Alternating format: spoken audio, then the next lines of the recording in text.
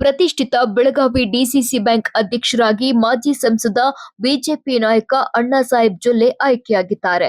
DCC bank ಉಪಾಧ್ಯಕ್ಷರಾಗಿ ಶಾಸಕ ರಾಜು ಕಾಗೆ ಆಯ್ಕೆಯಾಗಿದ್ದಾರೆ. ಜಾರಕಿಹೊಳಿ ಬ್ರದರ್ಸ್ ಈ ಬಾರಿ ಡಿಸಿಸಿ ಬ್ಯಾಂಕ್ ಅಧ್ಯಕ್ಷರಾಗಿ ಲಿಂಗಾಯತ ಸಮುದಾಯದವರನ್ನ ಆಯ್ಕೆ ಮಾಡ್ತೇವೆ ಅಂತ ಮೊದಲೇ ಭರವಸೆ ನೀಡಿದ್ರು. ಅದರಂತೆ ಈಗ ಲಿಂಗಾಯತ ಸಮುದಾಯದ ಅಣ್ಣಾಸಾಹೇಬ್ ಜೊಲ್ಲೆರನ್ನ ಡಿಸಿಸಿ ಬ್ಯಾಂಕ್ ಅಧ್ಯಕ್ಷರಾಗಿ ಆಯ್ಕೆ ಮಾಡಿದ್ದಾರೆ.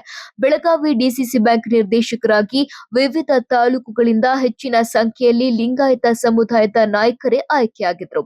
ಈಗ ಡಿಸಿಸಿ ಬ್ಯಾಂಕ್ ಅಧ್ಯಕ್ಷ ಸ್ಥಾನವನ್ನ ಕೂಡ ಲಿಂಗಾಯತ ಸಮುದಾಯಕ್ಕೆ ನೀಡಿ ಆ ಸಮುದಾಯದ ವಿಶ್ವಾಸ ಬೆಂಬಲ ಗಳಿಸುವ ಪ್ರಯತ್ನವನ್ನ ಸತೀಶ್ ಜಾರಕಿಹೊಳಿ, ಬಾಲಚಂದ್ರ ಜಾರಕಿಹೊಳಿ ನಡೆಸಿದ್ದಾರೆ.